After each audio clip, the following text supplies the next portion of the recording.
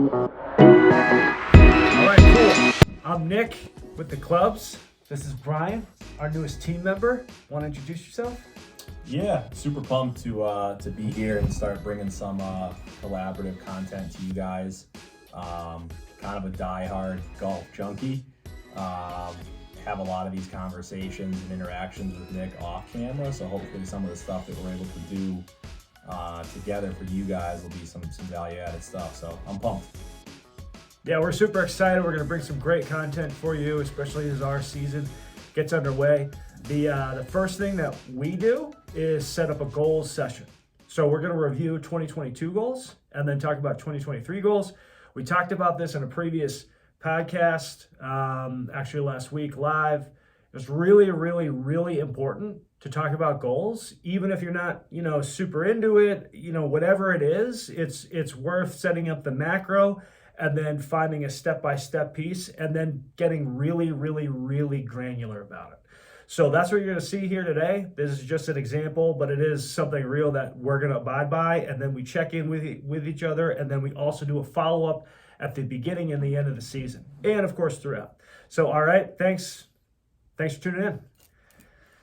So as we kind of jump into this, I need to preface it by saying, like last year, it was like a year ago this time, Nick's like, hey, I read about this thing on goals. Like, I think it's going to be like an important thing to stay focused. Do you want to do it with me? And like, I basically was like, I didn't want to say no and be like jerky about it and be like, no. So I was like, yeah, totally. Like, let's do it. And then like a couple times in a row when he was like, oh, are you ready to talk about this? I like hadn't actually done the work for it yet. So I would say I was like a non-believer. But we did end up doing it. And during the course of the year, when I was hitting certain checkpoints that I had laid out, it was like exciting to be able to like share them with the other person. And it was also someone else kind of holding you accountable to some of it, because it's easy to like shift your goals during the year. And sometimes you end up just like over pivoting. Yeah. And it's almost like the same thing as overtraining. Like you're almost better off just taking a step back. So now that I'm a believer, I'm ready to jump into it for round 2. So yeah. Awesome. Love it. Do you want to go first? Do you want me to go first? How do you want to do it? Yeah, I can kind of jump into it. So, and you already touched kind of on the premise of this in the previous podcast, or? Yeah, just on Wednesday, we had, we do our live chats and where I basically ramble on about something, but the premise is really what you just said. Accountability, setting things out, but also not just saying like, hey, I want to get better. It's like, yeah, the end goal is to get better, but like, how are you going to do that? And then you be very, very specific. And even you break that down even further, whether or not it's like mental skills, like eating, it could be any of that, but it gives you something. And then the whole piece of talking to somebody is you can say it to yourself, but when you tell somebody else, like I have a fantasy goal that I'll share, but it seems like more realistic when I tell it to myself. But when I say it to somebody else, I'm like, probably not going to happen. But when I'm saying it, at the very least, it like makes it real. Like, yeah, this is an actual goal. And like, I need to be confident in saying that goal, not just like, yeah, kind of like, so anything that you're doing, you need to be confident. And that's another piece of this. It builds confidence sharing with somebody else. Cool. Yeah. So I'll run through 2022. I sort of evaluated myself on just like how I felt like I performed against the goals, because some of the goals are quantitative, some were more qualitative in nature. So the more qualitative goals, I kind of just went based off of how I felt as though I did, trying to be like as honest as possible. So we did an outcome-based goal. We did a mental goal. And we did a skill-based goal. And then on the outcome-based goals, we had them broken down into like realistic, stretch, and fantasy, right? Is how we kind of did it. So for 2022, going into last year, my skill-based goal was around overhauling my backswing. Wanted to be more square to the path. I've always been like a bit of an inside roller. And I wanted to keep the hands more inside the club head, deeper into the swing. So that was like a big like emphasis on everything we did last year.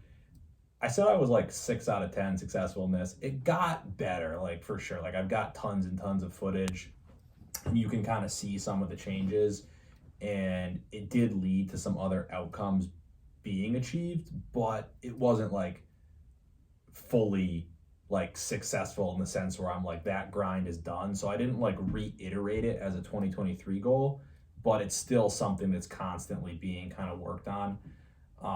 I had broken down the skill based stuff too into like away from just full swing. So like last year with chipping, I had talked about kind of improving technique out of poor lies and recognizing the correct shot to play. I think that's like a huge thing with short game is like not falling in love with one shot type. Like a lot of guys love to take it high or they love to hit a bump and run, but like that mid trajectory, mid spin shot, I feel like doesn't necessarily get practiced. So that was a goal of mine for last year. I gave myself like an 8 out of 10 on that. I think that, excuse me, over the course of the year, like I did a pretty good job like understanding club path on chipping, needing to get left. I understood, I think, more when to use the bounce, when to try to hit something with a little more spin.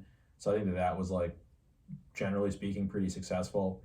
I had nutrition as a goal last year, which like a lot of you guys probably should as well. I'm just like, even if you're like a super healthy person and you eat well and you eat clean, like your nutrition also includes like eating and like being able to sustain your energy during a round. So I had goals there on like packing healthier snacks and drinking more water and all this kind of stuff.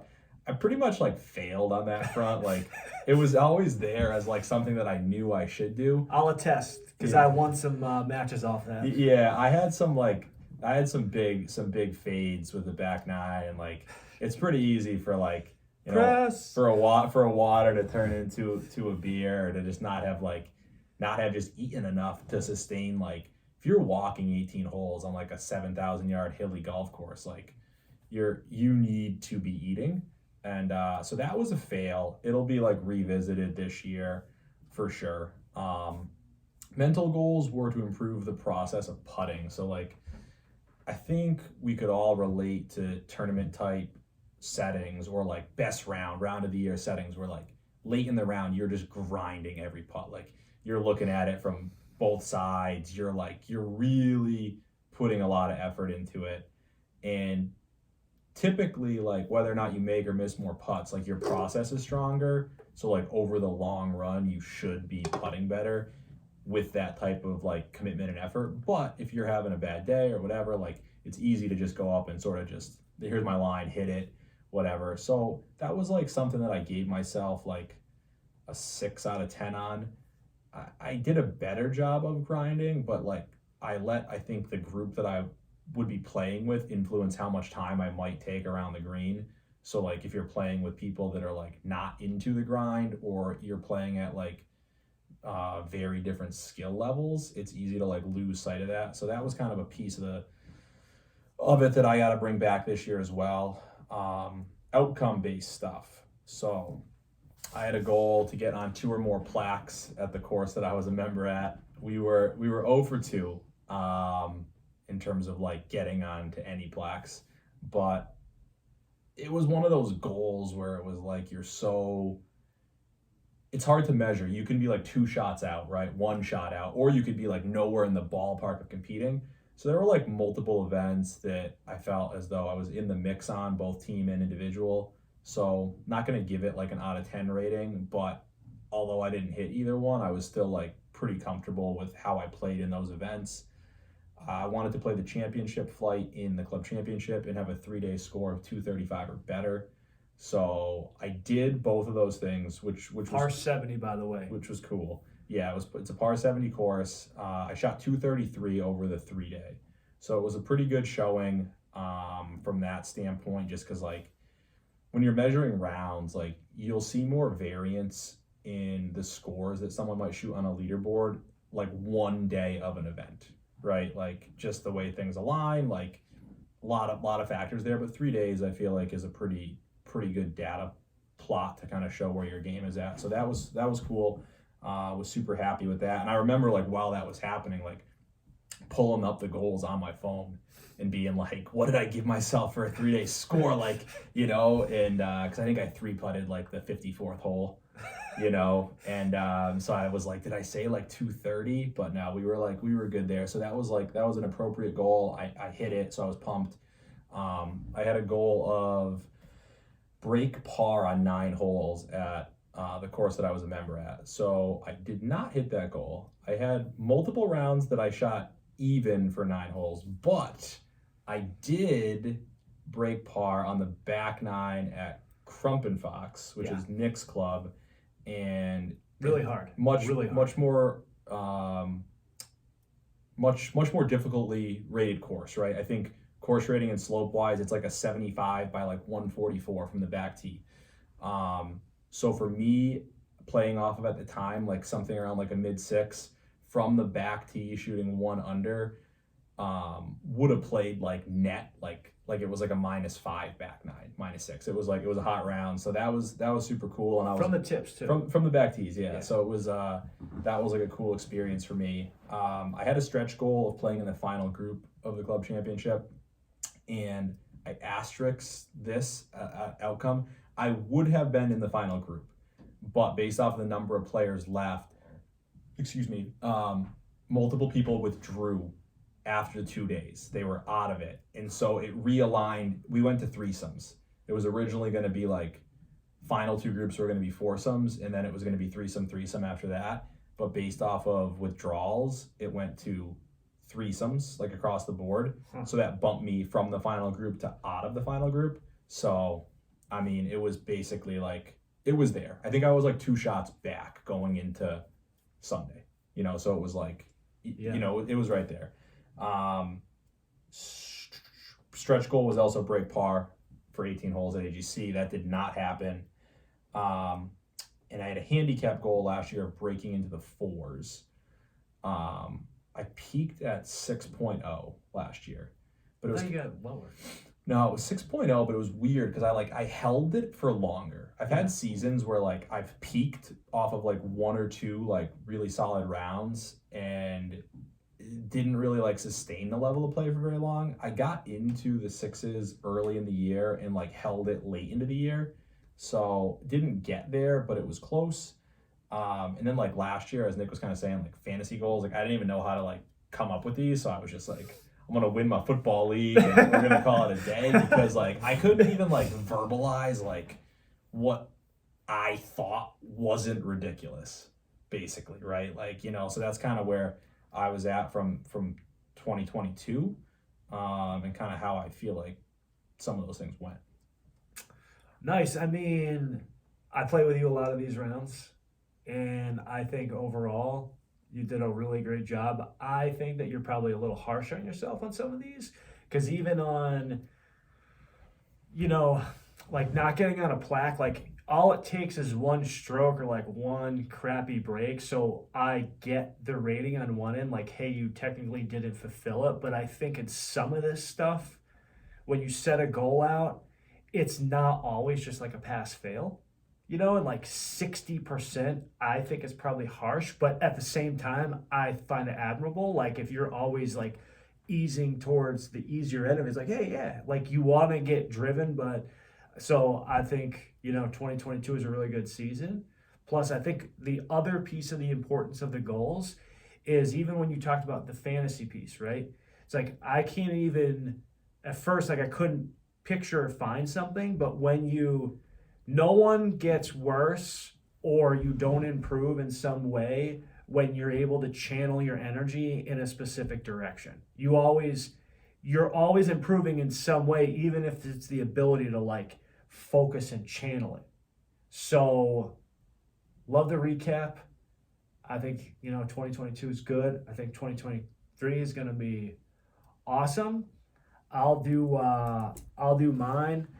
So my skills based, I really wanted to focus on wedges. And a little backstory, I've been doing like a swing rebuild for a few years, like really trying to get like overall ball striking better. So this past year, 2 years ago, I sort of like finally broke a barrier. And then this past year, it kind of like came together, especially with the putting. But at the beginning of the year and, throughout the year, wedges. So we've talked about this in some of the videos where, wedges 120 and in, I want to be within 10 feet on the regular. Now that's like pretty serious if we look at like tour stats, but probably if they're playing the same amount of rounds that I would be, which is quite a bit less than they are probably even getting closer, but like the sample size is like so big for them. But anyway, that was my goal. And really to get there, grinding a ton of wedges. So go to the range, slam like 60 to 100 wedges, like 56 degrees, probably like my favorite practice club. 52 I'm okay with, but like really feeling that. Short game, and we talked about this before, but my short game has always been like pretty natural feeling to me, or like it's just I have the ability to not be good. Not to like not be bad. It's like pretty good to like on good days it's really good, but it does come with a little volatility. So like increasing reliability and really working on versatility and shot selection. So my thing is I'm just more comfortable taking it high. So my goal last year towards the end of it was really to work on taking it lower, and really on the regular basis being inside 5 feet or right around that, just because I viewed that as sometimes you're going to miss the putts, sometimes you're going to lip out, sometimes you're not going to be able to get off the tee, but something that you basically can do all the time is get it right around 5 feet from most spots around the greens, like short game wise. How I was going to get there is I'm going to commit to my decisions, and like once the decision is made on whatever shot type it would be, committing to that. And then the other piece, skills based, was ball striking, which is namely irons. So in my view, on amateur golf, irons are what wins out. You're not playing a lot of courses that are over 7,000 yards. Par threes, if you can get the par threes, which ties into what my skills-based goal was, which was really improving on the par three. So I was like, I would have a good round, but I would lose shots in a par three. Where I'm not saying par threes are easy, but in general, if I can basically play par threes in a round, even or better, I'm having a good round. So the mental piece, for lack of a better term, sometimes I'm an idiot, and I will like really, this is pre last season, really focus on like, oh, I hit a good drive, like let me go for it, even though like the lie's bad, I have to hit a perfect shot, wind's in my face, etc. And I'll go from what is probably a very easy par or a potential birdie to like a double. Like just because I'm an idiot, even though I'm in the center of the fairway. So it's really working on course management. Also, that ties into off the tee. Like, hey, I'm going to try to force this because like I have a strength in off the tee in general. And like let me force something that doesn't necessarily need to happen. So my course management in the goal pre 2022 season, 3 to 5 shots. I think I can make up, and then I usually make 1 or 2 bad decisions that are basically costly in a round. Also, in 2021, I would have like an outcome of, or what appeared to be shaping up to be a good round, and then something would happen and I would get frustrated and like, there, like I make a double and it's like, man, like there goes my round. And I think that does 2 things, which is gets you frustrated, you get thrown off. It also implies that like I'm lacking confidence that I can come back from it. So really getting away from that. And part of that is staying away from score thoughts, because in 2022 I had some times where like I just went nuts on birdies, or like a couple things went my way and then boom, like the round that would look to be okay, like I make a couple bogeys up front and then I make like 4 birdies within 7 holes, and it's like, oh man, like I'm having a really good round. Um, I didn't want to make a swing decision out of fear. So it's like you commit to it and you let it go, and you're really not outcome focused. Like focusing on setup, making sure you look good as far as ball position, all the rat and all that, and then just letting it go. Um, Also in my grind, you might be able to tell that there's a little bit of a mental issue sometimes where I was looking to break into tournaments and like play well, and there's some negativity in that where you got some guys who are like they have a really nice looking swing, or they like hit a bunch of greens, or whatever. And I was coming off, probably a low point of this where it's like, hey, like my swing's not necessarily something that you're like, oh man, that's a super nice swing. Even though in 2022 I did get swing compliments, what's up? Which I'd never gotten before. But for me, like, even though it's vain, part of it was like, yeah, like I don't necessarily want to be the guy that's just like scrapping it around, like, slashing it off the tee, like putting it in the bunker and like making a par all the time. Like I wanted to be like, yeah, that guy's like looks good, swings good, hits it good, like steady. And that probably got to me in previous seasons. So this particular season, it's like, I'm having a bad day, but like I'm scoring well. All that matters in golf in the end is the score. So if I'm grinding or not, or like I look dumpy or whatever, that's what I want. So skills based, I would say I might seem a little less harsh than you on mine. I did feel my wedges were really pretty good. And I would say probably an 8 out of 10 on that goal.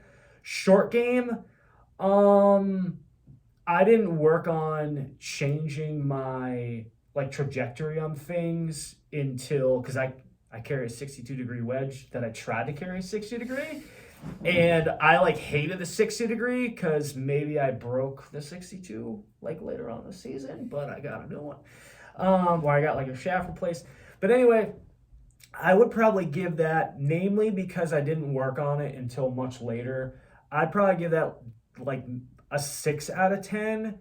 Not that my short game was bad or didn't work, but the goal in working on it was probably 6 out of 10. Ball striking, I feel like my irons definitely were like relative to improvement in par threes. I would say it's a 9 out of 10. Not because like I was, getting into the pin on every single par three within like 3 feet, but just like the comfort level and going into par threes and irons in general, I think were such a stark difference relative to previous years that's why it's carrying the 9 out of 10.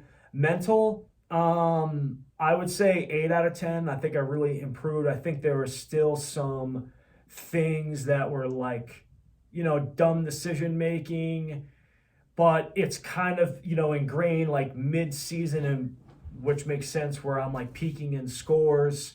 Where if I didn't have a good lie, or the wind was in my face, it's like I want an easy birdie, but I don't want to bring in something big.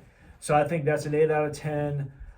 I think still, it took me a little while to get the hang of like, hey, anything could happen, and really believing it, not just saying it on score. Whereas if I'm like bogey, bogey, this, like bogey, bogey, par, birdie, that sort of like after I did that a few times where like it didn't start out hot, but it ended up hot, like bogeying the first hole, like, oh man, like that stinks. And then going on to shoot like a career round. It took me a couple times. So I'd say that's like 7-ish out of 10. Swing decision on fear, I'll give that a 7 out of 10. I think there's always room for improvement, and, still like not worrying about outcome, not caring about, how I get it done or the vain part of it. I would say relative to previous years was definitely like a 9 out of 10. I also felt like a boss sometimes out there where I'd be like, yeah, like I'm I'm looking good, like even though I probably didn't, like in my head, and like the way that I struck it was. So that was a big improvement, even if it potentially came across as like arrogant. I think if you, on some of these situations, you don't want to be a jerk, but having like some, minor sense of arrogance because like you're that confident is probably better than it would be to not have that. Outcome, real quick, within reach, win a club championship. That one was an NA. I was not able to play in it. Win Little Brown Jug, which is just a tournament I play in. It's 3 days. It's a 2 ball. I play with somebody else. I'd say that's a 5 out of 10 because there was opportunities to make putts, and at least on my end, like I just didn't, and we were kind of there. Win Western Mass Open. That's just one of the local like singles day events. Probably like 6 out of 10. I'll say that with an asterisk because there was like a couple stop starts with torrential rain. So that's there. Win a singles at Crump, which is just like a day tournament. They didn't have any singles tournaments this year, which stinks. Win the Taconic 4 ball. I played with this guy. I would say no. I think we did well. We had a stop start. It was cold, and we just didn't make that many putts. What would we call that? Taconic? I mean, it's tough too because like it's a goal for you, but for anyone listening, understanding that like the Taconic 4 ball, it's a 2 ball. It's actually a 2 ball. Yeah, that's the style. 2 ball. They call it a 4 ball classic, but it's scored like a 2 ball, so it's Yeah. kind of weird. But it's there's no net. It's only gross. So most of the teams, their combined handicap, not their average, but their combined is probably around a 3 or better. Yeah. Combined. So going into that for us, like I'm coming into that as like a 6, which probably on that course plays at like an 8 with the rating. Probably higher. Yeah. So for a goal for you to win that, like with me understanding that you are going to have to use both people's shots, it's like a loftier goal probably than winning the Western Mass Open because you're like, you know what I mean? So it was tough too. It was chilly. Yeah. The delay was super long. I was ready to like You were in the car. I was in the car. It was like, cause I had like a 2 hour, 15-minute ride back or whatever. So it was, it's in late September, FYI. It's not like mid-season. Yeah. So that was, that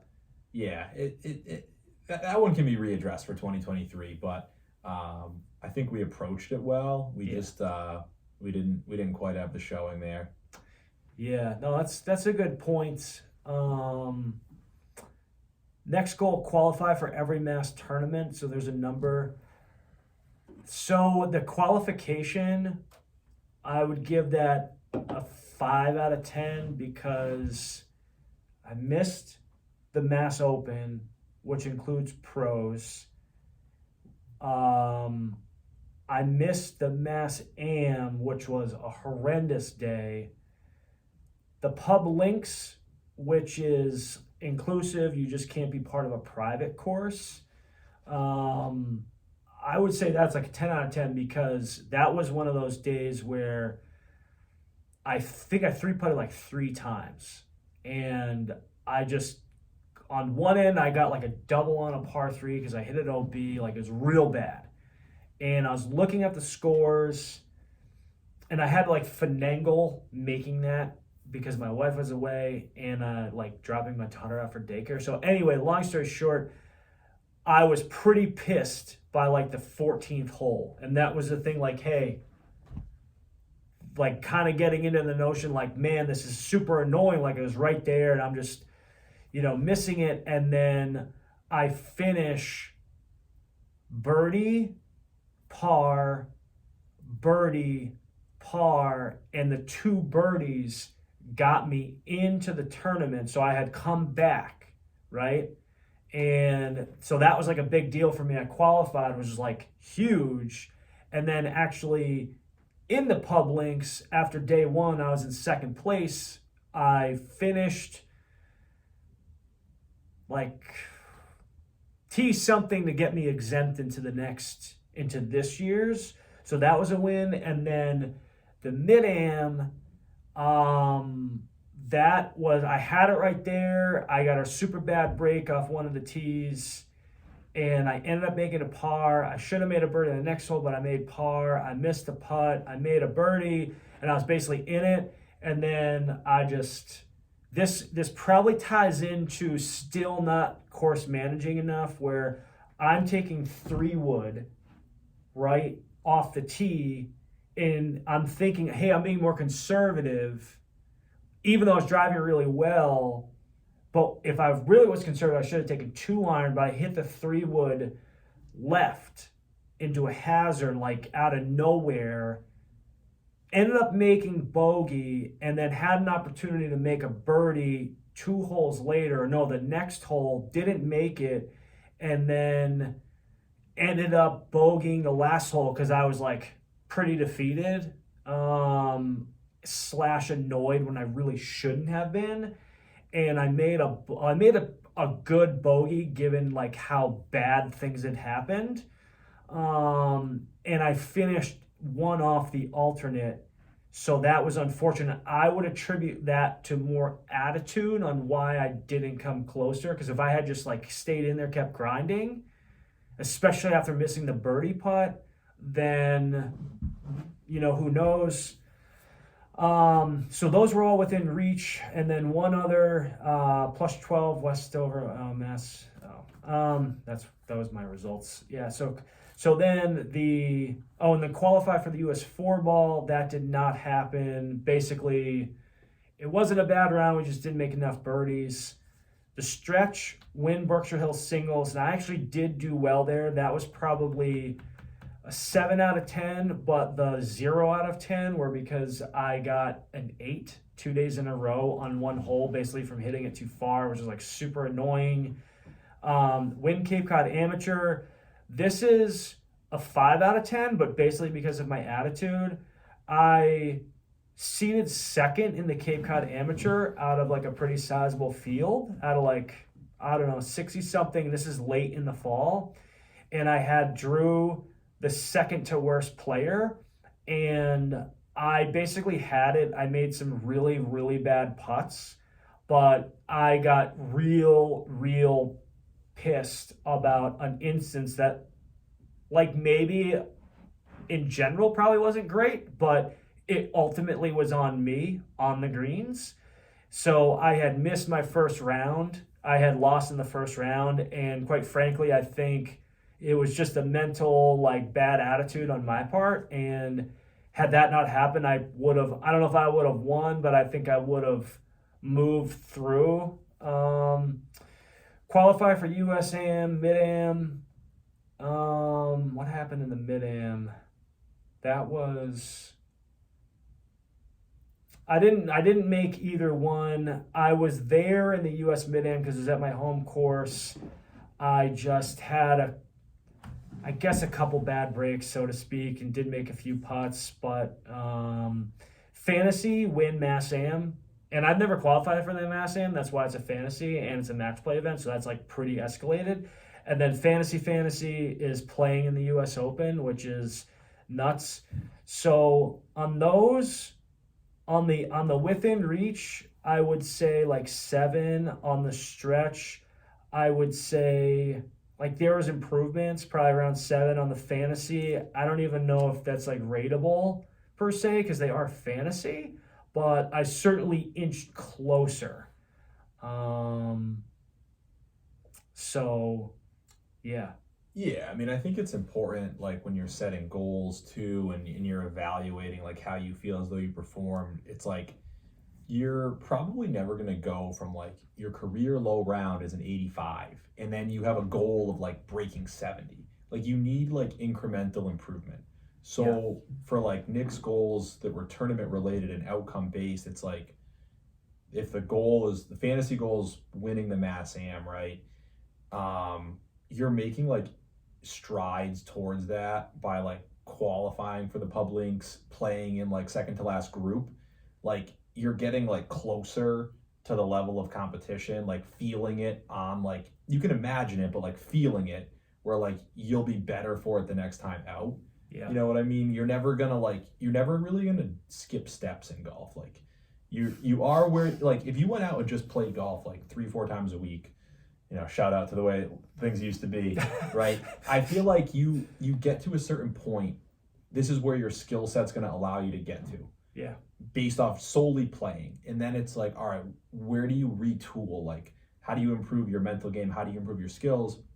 Same thing comes with like tournament play. Like, you have to experience tournament pressure. Like, if you need your best round of the year to get through a qualifier, it's probably not gonna happen in tournament conditions. Like, tournament conditions typically are gonna add strokes.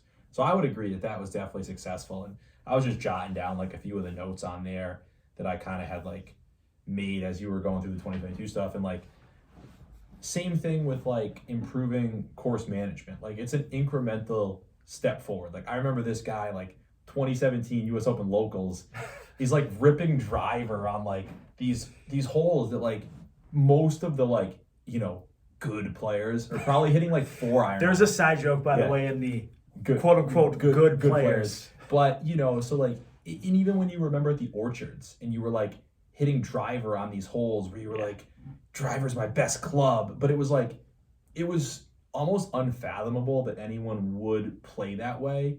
So even when you're talking about like at Springfield in the mid-am, like maybe I shouldn't have hit 3-wood there, like there are still like strides were made. Yeah. Even if the outcome didn't like work out, strides were made that you at least like recognize some of the club things. Because there was a point in time when it was just like driver everywhere.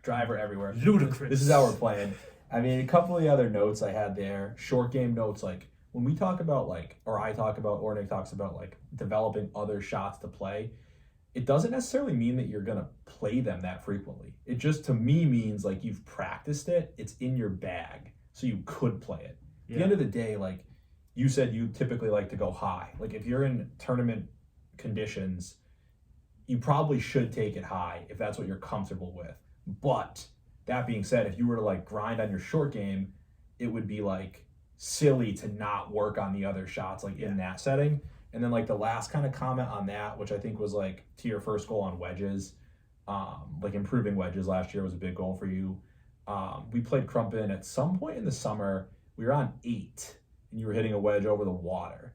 And I remember being like, I think I told you after we like went up to 9, I was like, you like your setup looked good. It was like, it looked like you were about, look good, man. It looked like you were about to hit a good wedge shot, which, wasn't always the case. Yeah. Like there was a period in time when like setup with a wedge was like, you were swinging it too hard and it wasn't like the look that you would expect from like a good wedge player to have.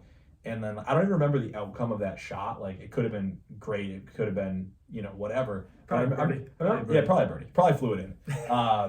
But when you like look at the setup and then you look at the tempo and you're like, all right, like outcome aside, like that looks like that's going to be pretty repeatable, like moving forward. So I think that was one of the things that kind of jumped out from those pieces. That jars something that you said too that I forgot. So you mentioned something about you're dictated sometimes by the time that you take to grind in certain spots. And for the most part, most people would be better off being faster either off the tee or out of the fairway or on like a full shot. Around the greens where it's much more touch oriented or putting, where looking at something an extra 10 seconds actually could help because when you set up over the ball, etc. But sometimes, like if we were playing in a faster group and maybe you felt like, hey, I don't want to hold other people up. Brian's the fastest player I know. And I've had to like tell him to like chill out, right? I've picked up my pace. I do grind, but I've worked on not letting the group dictate, especially if I feel like if there's, 3 other people in the group and they're all better than me, I might let that influence like, hey, like I don't want to take my time. This is not to say that like it's slow play. It's just like going through my routine. And in tournaments and whatnot, confidence allows you to bust through that, and that will help you, because if you're not taking the time that you need, you might miss that 5-footer versus if you did, you still might miss it, but the likelihood of you making it is that much better. So for you on that goal, I would say that's a 10 out of 10, because when you were doing that and you kind of like busted through and like, like I'm still going to grind my putt, like I'm going to go through my routine and not like race through it, which is already fast. I think that was like a big deal. And especially when you're playing well, it's like, no, like it's okay. Like these people can wait, like that's okay, even though they're really not waiting that much. And now you're making a putt and now you're feeling good, and you're not walking off the round like, man, I wish I took that extra 15 seconds to look. So like that's another piece, and that's like another goal that like maybe you experience that, and it's something that can be a goal, like, hey, I'm gonna not care so much about them, not in like a negative way, but it's just like, no, I deserve to take my time too. So Yeah, no, I mean, I agree. I think that for a lot of people, like you're coming in from 150 to 180 yards, like you probably only have like a couple of things you have to figure out. You have to figure out the wind, figure out where it fits in whether or not it's between clubs, and maybe you're like, okay, it's 3/4, it's full. But like most people like playing at the amateur level of golf, like you're probably not deciding between like I'm gonna bring this in left to right or right to left, or I'm gonna, like, it's not that granular. Like you're probably thinking like middle of the green versus like around the green. You should really be like breaking down like your landing spot, what kind of spin you want to land with, the trajectory it's coming into it. So it's, yeah, there's like way more in it. But cool. You want me to jump into 2023 and rip through it, or what are you thinking? what I was thinking? We're running here. Maybe we do that on the next line up. Yeah. No, that works. Cool. All right. Well, thanks for tuning in. You'll see a lot more of us. Next vid coming inbound is going to be going over 2023. Have a good day, friends. Keep up the grind.